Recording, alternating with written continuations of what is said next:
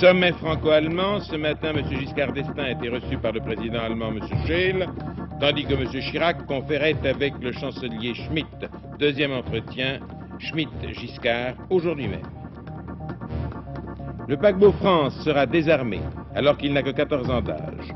Notre reportage sur le point de vue du personnel et des syndicats du navire transatlantique. Dans les îles anglo-normandes de Chausey, une entreprise volontaire de nettoyage pour débarrasser le front de mer et la plage des ordures qui les encombraient. Tour de France, aujourd'hui une étape particulièrement difficile, Aix-les-Bains-Serre-Chevalier, 200 km et 5 cols. Une étape peut-être décisive. Mesdames, Mesdemoiselles, Messieurs, bonjour. On peut se demander si Eddy Merckx parviendra à terminer le Tour de France. D'ailleurs, il se le demande lui-même. Il souffre d'un kyste à la selle qui fut opéré le 22 juin et tout devait être en principe cicatrisé 4 jours après. En réalité, le grand champion belge a toujours mal. Nos envoyés spéciaux vous le disaient dès hier, il essayera de surmonter la douleur, mais si son médecin lui interdisait de poursuivre la compétition, Merckx ne s'entêterait pas et abandonnerait. Ce serait la première fois. De toute manière, voilà qui relance l'intérêt de l'épreuve de nos confrères le Parisien Libéré et l'équipe. Jusqu'à présent, la Coupe du Monde de football, il faut bien le dire, avait tenu la première place dans les préoccupations de ceux qui aiment le sport. Maintenant, le Tour reprend le devant de la scène. Depuis le départ, on avait l'impression d'une certaine monotonie, mais voilà que de toute façon, les choses changent. Aujourd'hui, l'étape est terrible, 5 cols à grimper, avec notamment le Télégraphe, le Galibier à 2200 mètres et le Lautaret. Vous verrez les deux derniers en direct cet après-midi à partir de 15h35 sur cette même chaîne et le soir en différé sur la troisième. Merckx tiendra-t-il? Nous le lui souhaitons du fond du cœur. Rappelons qu'au classement général, il précède Poulidor de 2 minutes.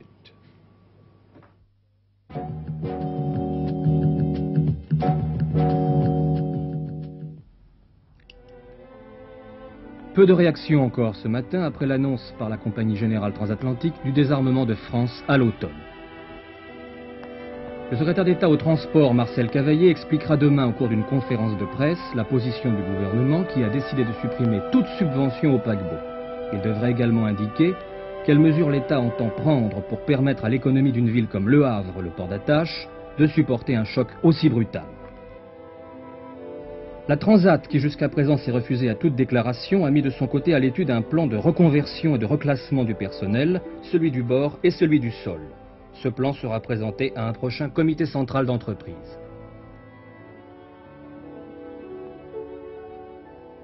Au Havre en tout cas, et sans attendre le retour de France prévu la semaine prochaine le 18 juillet, les syndicats ont réagi.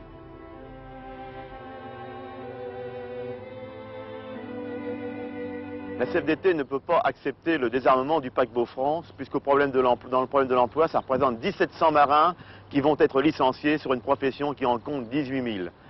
D'autre part, à ça fera s'ajouter les personnels sédentaires, les employés de la compagnie, qui seront eux aussi très durement touchés, et aussi bien sûr le commerce local. La CFDT, il y a à peu près 4 mois, avait déjà alerté la Transat et le gouvernement, leur demandant de prendre des mesures nécessaires pour maintenir le paquebot France en ligne. À l'heure actuelle, nous n'avons pas été écoutés et aujourd'hui, on nous propose purement et simplement la liquidation du paquebot France. Nous n'accepterons pas cette solution de facilité et d'ores et déjà, nous avons déjà appelé nos collègues à se préparer à un mouvement de grève générale dans la profession, puisque le France, c'est avant tout une question de fonds de commerce. Ce n'est pas le France que nous défendons, mais le problème de l'emploi. Et là-dessus, nous serons intransigeants. Le gouvernement n'ayant pas cru devoir mettre en place dans le cadre du 6e plan la construction d'un nouveau paquebot. Donc la CFDT réagira par tous les moyens possibles pour que France reste et que les emplois soient maintenus. Il faut souligner tout d'abord les demandes faites par notre fédération au gouvernement pour discuter sur le fond des problèmes du France et de la marine marchande. Aucune réponse n'a été faite à ces demandes. La CGT ne peut accepter cela. Il faut rappeler en effet que la profession des gens de mer a perdu 20 000 emplois depuis le 1er janvier 1960, auxquels viendraient s'ajouter les 1400 marins du France. Au moment où je vous parle, nous venons d'apprendre la vente du Marie-Louise Chaffino à un armateur de la Nouvelle-Calédonie. Si France n'était pas remplacée, ce serait la disparition du pavillon français sur le marché des croisières qui est en expansion puisqu'il progresse environ de 9% par année. La CGT, qui à plusieurs reprises a alerté les pouvoirs publics sur l'insuffisance de la marine marchande, est fermement opposée à la braderie de ce navire et exige son maintien en service jusqu'à un navire de remplacement adapté et mis en service. La session parlementaire extraordinaire consacrée à la réforme de l'ORTF aurait lieu dans 2 semaines, du 23 au 26 juillet. C'est ce que l'on disait ce matin dans les couloirs de l'Assemblée nationale. Le prochain Conseil des ministres prendra vraisemblablement la décision de proposer les dates que je viens de dire, 23-26 juillet, à la conférence des présidents de groupe de l'Assemblée nationale. En somme, ces dates ne sont pas officielles, mais elles sont plus que vraisemblables. Plusieurs attentats à l'explosif ont été commis la nuit dernière en Corse. Dégâts considérables, mais aucune victime, heureusement, n'est à déplorer. 2 attentats à Ajaccio, notamment contre l'Agence nationale pour l'emploi, 3 explosions à Bastia, dont une à l'Hôtel des Finances, 2 à Porto Vecchio. Aucun des attentats n'a été signé. Nouvelle de l'étranger, le général Franco a été hospitalisé en fin de matinée à l'hôpital de Madrid. C'est une information qui vient de me parvenir. Il a été hospitalisé à l'hôpital qui porte son nom pour y être soigné d'une phlébite à la jambe droite. Les médecins du chef de l'État espagnol ont jugé préférable ce transfert afin de faciliter, annonce la maison civile du général Franco, un rapide rétablissement.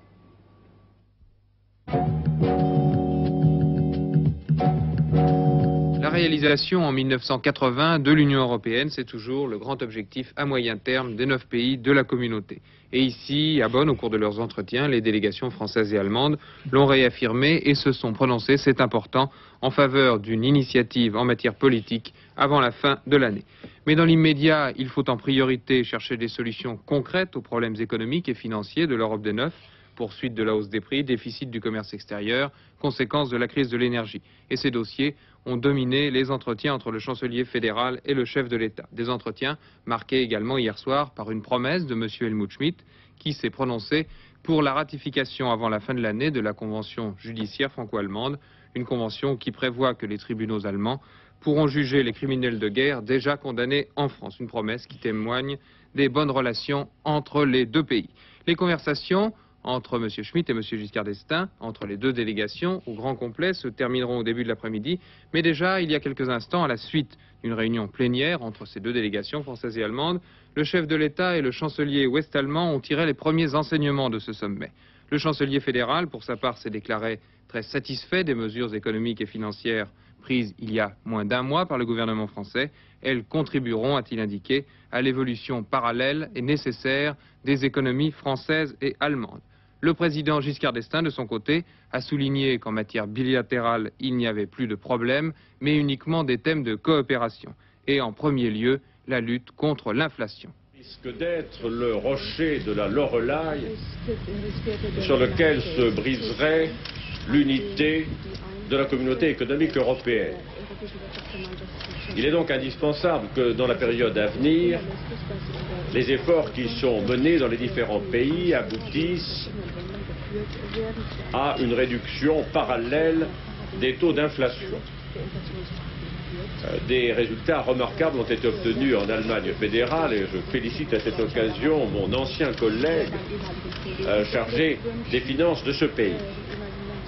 L'action engagée en France et qui sera menée avec toute la détermination nécessaire doit nous permettre d'ici la fin de la présente année de voir notre taux d'inflation se rapprocher de celui de l'Allemagne fédérale et notre objectif serait d'ici 1 an d'assurer le parallélisme de nos évolutions économiques. Deuxième sujet de coopération, c'est l'initiative qui pourrait être prise et qui, à notre sentiment, devrait être prise cette année pour contribuer à l'organisation politique de l'Europe. Notre rencontre d'aujourd'hui a été la première occasion d'entreprendre des réflexions sur le contenu de cette initiative. naturellement, nous poursuivrons ces réflexions avec nos autres partenaires de la communauté économique européenne qui doivent être associés à tous les stades de la réflexion et, je l'espère, ultérieurement, de la décision. Enfin, cette rencontre a été marquée par une nouveauté qui est le dîner d'hier soir, dîner qui a réuni de la façon la plus directe et la plus simple possible des membres influents du cabinet de l'Allemagne fédérale et des membres influents du gouvernement français, pour une conversation très libre et très approfondie sur les problèmes d'intérêt commun. Et d'ailleurs, pour la première fois, j'ai observé que le ministre de l'Intérieur de l'Allemagne fédérale et le ministre de l'Intérieur de la République française participaient à cette rencontre. Ce qui signifie que nous commençons à cesser de voir l'Europe de l'extérieur et que nous commençons à l'apercevoir de l'intérieur.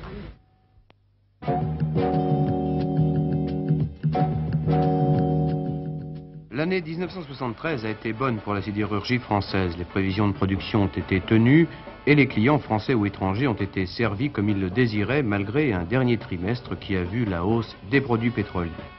Un premier bilan pour les 6 premiers mois de 1974. Les 6 premiers mois de cette année sont encore en progression sur les 6 premiers mois de 1973, même en progression assez importante puisqu'elle est de l'ordre de 5 à 6%, et que au rythme actuel et dans l'état actuel de nos prévisions, nous devrions, sur l'ensemble de l'année actuelle, la présente année, approcher des 27 millions de tonnes de production d'acier, alors que l'année dernière, qui était déjà une année record, nous avons produit 25 200 000 tonnes en chiffre rond. Pour 1974, donc, pas d'inquiétude. Les carnets de commandes sont pleins, malgré un léger fléchissement, notamment dans le domaine de l'automobile. Il est exact que les commandes de l'automobile à la sidérurgie ont baissé, mais pas dans les proportions que l'on a dit, du moins jusqu'à présent. Et jusqu'à présent également, ce fléchissement des commandes a été compensé, et même au-delà, par un surcroît d'activité dans d'autres secteurs, notamment tous les secteurs qui touchent au nucléaire, à la recherche pétrolière, au transport du gaz, et bien que pour l'ensemble, l'allure demeure très satisfaisante. La sidérurgie va investir cette année 4,5 milliards de francs. Si le resserrement du crédit n'est pas trop important, si les exportations se maintiennent au tiers de la production, le bilan 74 sera positif.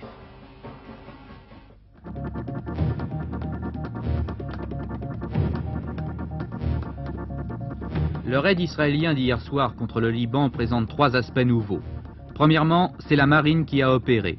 Un croiseur, une dizaine de canonnières, des nageurs de combat ont attaqué 5 ports libanais et coulé une trentaine de bateaux de pêche. Deuxièmement, il ne s'agit pas d'un raid de représailles, mais de dissuasion. Il vise à prévenir des infiltrations de commandos palestiniens par voie de mer. Troisièmement, et c'est sans doute le plus grave, il s'agissait d'objectifs civils. C'est cet aspect que critique dès ce matin une grande partie de l'opinion israélienne. Le gouvernement cambodgien du maréchal Lon Nol propose au Khmer Rouge des négociations de paix. C'est la 3e proposition de ce genre, mais la première sans aucune condition préalable. Il est vraisemblable cependant que les maquisards rejetteront cette offre, une offre qui survient au moment où les troupes gouvernementales ont repris l'offensive et remporté quelques succès. M. Tanaka restera Premier ministre du Japon. Son parti, le Parti libéral-démocrate, accuse un net recul aux élections à la Chambre haute, mais conserve cependant la majorité. Les partis socialistes et communistes enregistrent des gains sensibles.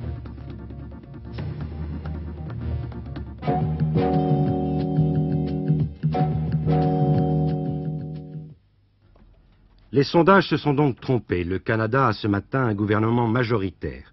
Les libéraux du Premier ministre Pierre Elliott Trudeau ont remporté une éclatante victoire aux élections législatives. Ils disposent de 140 sièges, soit un gain de 31 députés dans une chambre qui en compte 264.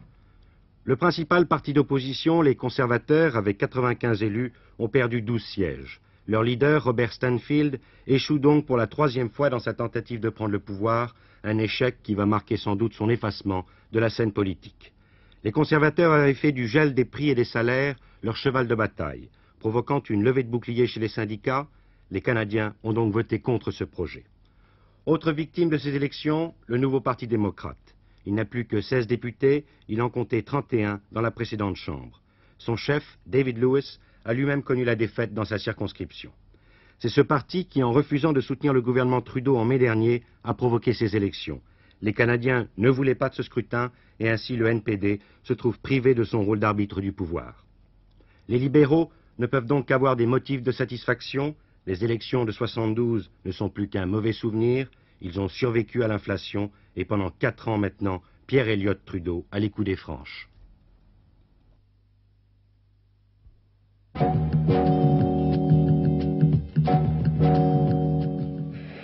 Prendre un bain de soleil sur une plage envahie d'ordures de toutes sortes, de boîtes de conserve, d'emballages plastiques ou en métal, se baigner en risquant de poser le pied sur des tessons de bouteilles et donc de se faire une estafilade à la plante des pieds aux chevilles, voilà qui n'est plus supportable.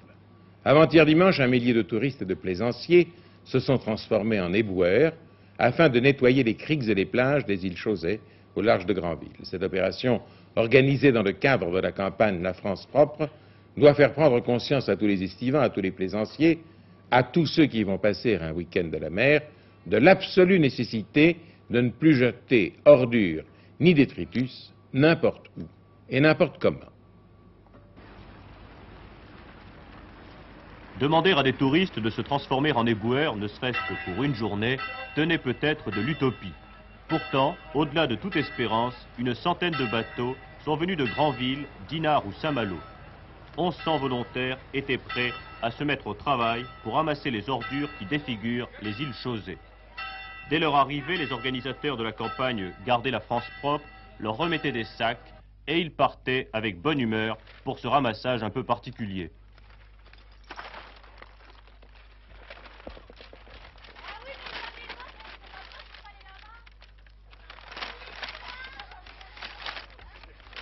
Qu'est-ce que tu fais ici? Je nettoie. Et pourquoi tu nettoies? Pour que la France soit propre. Chausey compte 35 habitants en hiver. 1500 à 2000 personnes défilent chaque jour l'été. Certains de ces visiteurs transforment en enfer ces lieux privilégiés.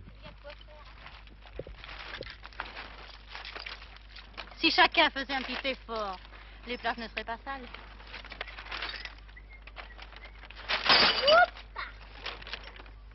Je ne sais pas sur le plan pratique ce que ça donnera, mais néanmoins je crois que c'est un geste qu'il fallait faire.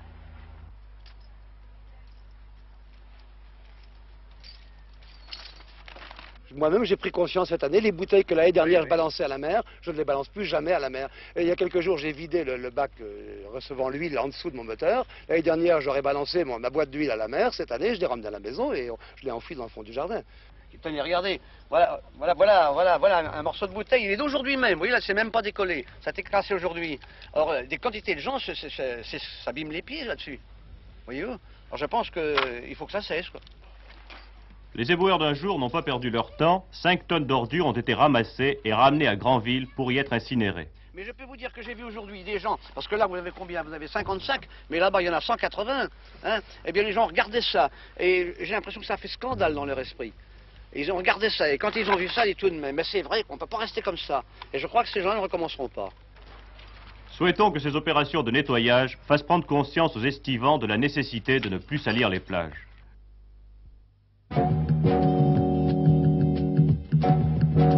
Bonne soirée, et que la fête commence.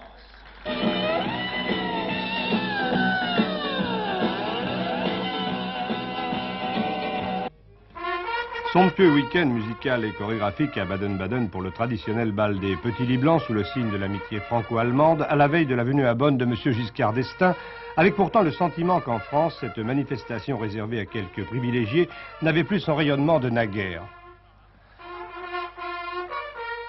Je crois que maintenant, on se fait un petit peu trop d'inquiétude de tout ce qu'on va dire, de tout ce qu'on va faire. Peut-être qu'en France, en effet, c'est de plus en plus difficile et qu'on pourrait traiter de ça de provocation. Mais je crois quand même que la France est un pays merveilleux où la qualité, la culture, les arts de création ont toujours été une chose admirable. Essayons de garder ça encore un petit peu de temps. Monsieur Giscard d'Estaing semble vouloir redonner aux Français le goût de la fête.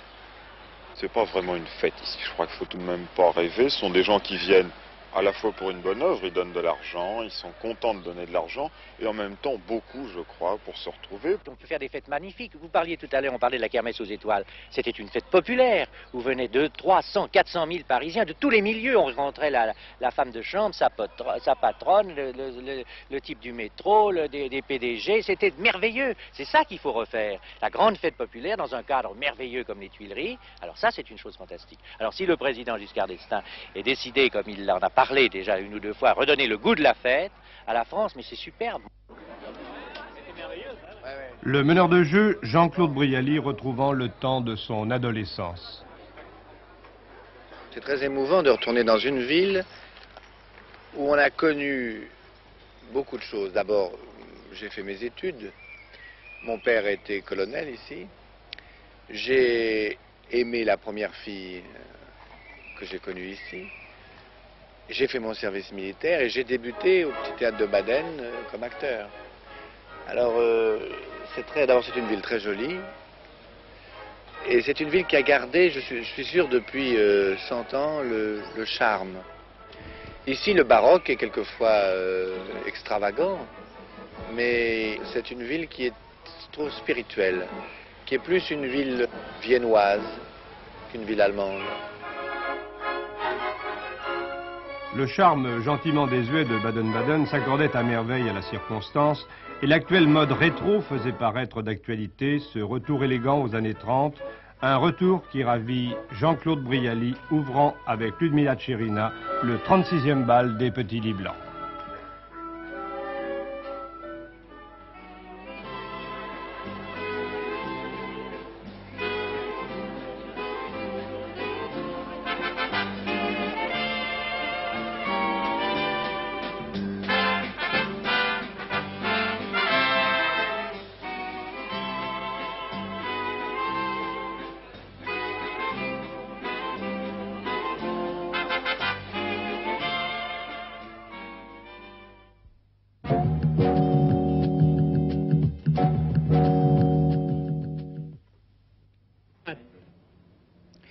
C'est maintenant une tradition.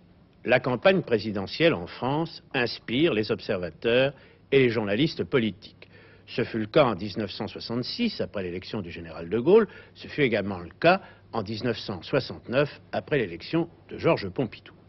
Et comment l'extraordinaire bataille politique à laquelle nous venons d'assister n'aurait-elle pas suscité des portraits et des révélations sur les coulisses de l'élection? Alors nous avons été gâtés. Il y a d'abord eu les candidats eux-mêmes qui ont publié ou fait publier les thèmes de leur campagne et par exemple leurs interventions à la télévision. C'est le cas de René Dumont, le candidat écologiste. René Dumont, sa campagne chez Pauvert. C'est également le cas d'Arlette Laguillet, Arlette pour ses supporters, une travailleuse révolutionnaire dans la campagne présidentielle, publié par Lutte ouvrière. Et puis, nous avons choisi trois ouvrages. Valéry Giscard d'Estaing par François Lancel, Le Grand Tournoi par Michel Bassy et André Campana, et La Sixième République de Michel Cotta. Alors, ce sont des livres très passionnants, très faciles à lire, que vous pourrez lire, eh bien, mon Dieu, sur la plage, pourquoi pas, comme un roman policier. Alors, nous allons commencer par Valéry Giscard d'Estaing de François Lancel, édité par Belfond.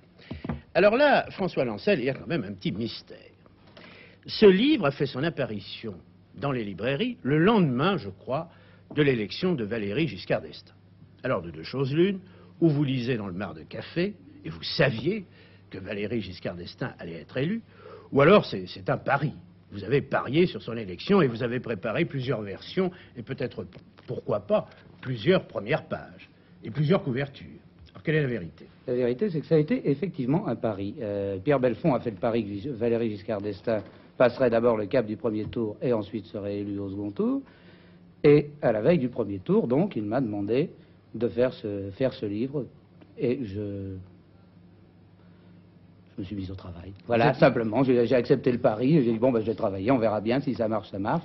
Alors, comme il y avait eu quand même une petite indiscrétion et qu'on a su quelques jours avant le second tour que ce livre était en préparation, nous avons expliqué aux gens que de toute façon le livre sortirait, même si Valéry Giscard d'Estaing n'était pas élu, parce que nous ne voulions pas avoir l'air de prendre un parti et de peser, si vous voulez, dans la campagne présidentielle en disant c'est lui qui serait élu. C'est lui qui serait élu. Donc nous prévoyons une deuxième couverture qui aurait été faite après le deuxième tour de l'élection. Et qui aurait été Valéry Giscard d'Estaing, tout simplement, alors que celui-là s'appelle De Chamalières à l'Élysée. Bien. Vous connaissez Valéry Giscard d'Estaing? Vous ne l'avez jamais rencontré? Jamais. Bien. Je crois que c'était préférable. Ah, pourquoi? Parce que j'ai pu voir des tas de gens qui l'ont rencontré, qui l'ont approché, qui ont travaillé avec lui. Si je l'avais rencontré, j'aurais peut-être été un peu moins, j'ose pas dire objectif, parce que c'est difficile de l'être, mais un petit peu moins sévère quelquefois avec lui. Bon. Votre dernier chapitre, le 15e, s'intitule, c'est un très beau titre, Quo vadis Valéry. Et alors, vous essayez de tracer un portrait du nouveau président de la République. Alors, vous citez la phrase de Pierre Mendès France, c'est l'homme de droite le plus intelligent du monde, et puis vous vous demandez ce qu'il est en réalité, vous dites qu'il y a une polémique sur son caractère, sur son tempérament, est-ce qu'il est méprisant, est-ce qu'au contraire il ne l'est pas? Alors, qu'en pensez-vous vous-même? Je pense, moi, que c'est surtout l'homme du centre le plus intelligent de France actuellement, il l'a prouvé, plus que de droite. Et puis, je pense que, si vous voulez, son caractère, eh bien, mon Dieu, quand il remonte les Champs-Élysées à pied, c'est tout son caractère. C'est un homme qui est fort simple, à la vérité. Alors, votre livre retrace la carrière du nouveau président de la République. Alors, Michel Bessy, André Campana, Le Grand Tournoi, et puis discrètement, naissance de la 6e République, chez Grasset. Vous racontez beaucoup d'anecdotes dans ce livre, des anecdotes amusantes, mais je ne vais pas les dévoiler, n'est-ce pas? Mais est-ce qu'il y en a que vous ne racontez pas et que vous pourriez nous raconter en exclusivité? Écoutez, les problèmes des anecdotes, c'est de savoir si elles sont politiquement intéressantes. On en a donné beaucoup. J'en ai choisi une, si vous voulez, que nous n'avons pas donnée, parce qu'il y en avait beaucoup. Puis je vais sortir mon petit carnet de campagne, oui, parce que je me promène plus en mon carnet de campagne. Et alors je lis, le 2 mai, entretien avec M. Robert Gallet, qui dit « Aujourd'hui tout est facile car il n'y a plus de ministère des Finances. Du temps où j'étais ministre des PTT, je discutais avec M. Chaban-Delmas de la rémunération des fonds des chèques postaux.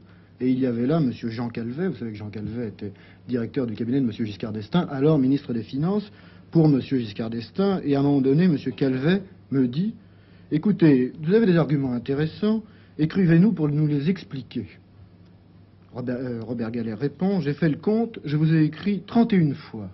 Et 30 fois, vous m'avez répondu non. » Vous m'inquiétez, dit Jean Calvet. Est-ce que par hasard, je vous aurais dit oui une fois? Non, dit Robert Gallet. La 31e fois, vous ne m'avez pas répondu. C'est une anecdote intéressante dans la mesure où vous savez qu'il avait été beaucoup question de démanteler le ministère des Finances, qu'il existe encore, mais évidemment qu'il a changé de titulaire. Mais que sa toute puissance demeure.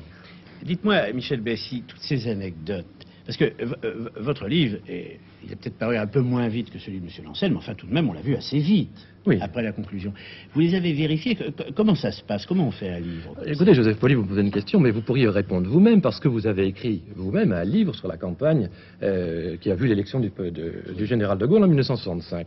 Vous savez bien, par expérience, que quand on fait un livre, les gens à qui vous vous adressez parlent beaucoup plus facilement qu'ils ne le font à un journaliste. Pourquoi? Eh bien, j'ai l'impression que d'abord, ils se disent que ça ne paraîtra pas immédiatement, pas dans les 8 jours, qu'il y a donc un petit peu de distance. Et puis surtout, je crois que le livre garde dans l'esprit des gens une importance beaucoup plus grande qu'un quotidien. Il y a une grande révérence à l'égard de la chose écrite et surtout de la chose éditée. Et les gens aiment bien paraître dans un livre. Et j'en veux pour preuve le fait que maintenant, je ne vous donnerai pas de nom, des gens nous téléphonent pour nous dire « Mais au fond, pourquoi n'avez-vous pas parlé de moi? Je vous avais raconté une anecdote qui était drôle, pourquoi ne l'avez-vous pas donné dans le livre ?» Ils sont fâchés parce que nous n'avons pas parlé de tout le monde, naturellement. Mais les gens parlent beaucoup plus facilement à quelqu'un qui fait un livre qu'à un journaliste qui écrit un article. C'est vrai. Mais alors, si vous aviez à définir ce que vous avez écrit avec Campana, c'est un article de 300 pages, non, 300 c'est exagéré, 200. C'est un article de 200 pages ou c'est un livre? Non, je crois pouvoir dire que c'est un livre dans la mesure où, naturellement, à travers le courant des anecdotes, nous faisons apparaître, je crois, une trace politique. Campana disait tout à l'heure, je crois qu'il a tout à fait raison, que l'anecdote en elle-même n'est rien si elle n'a pas une signification politique. Et c'est ça qui nous intéresse.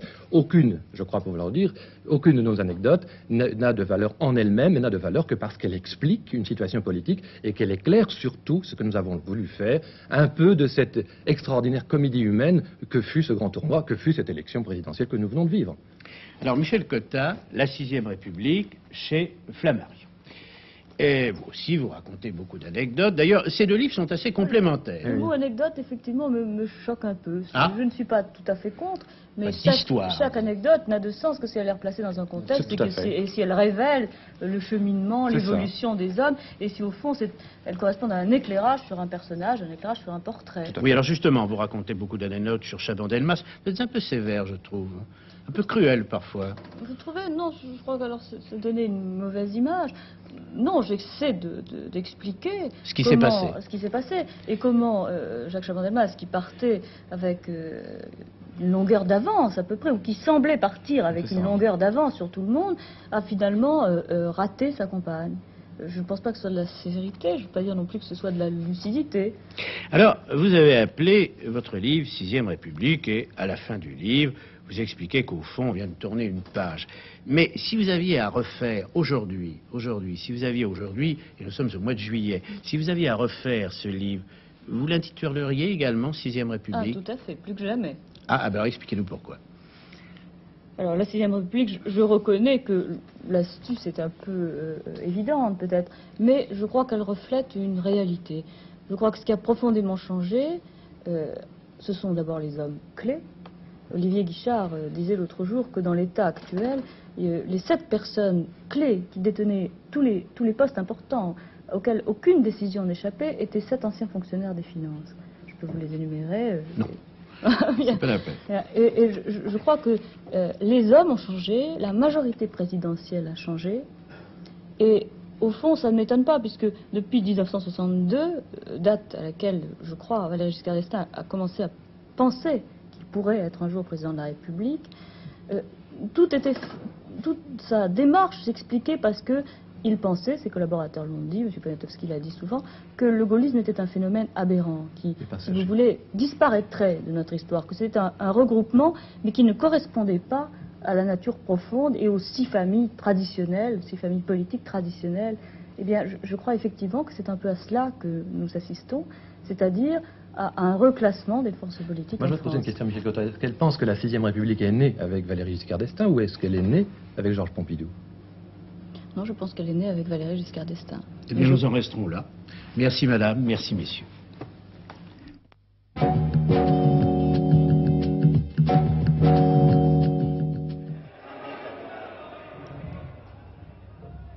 Eh bien, la résistance de la bourse n'aura pas fait long feu, 2 séances à peine. Aujourd'hui, la tendance est de nouveau orientée à la baisse.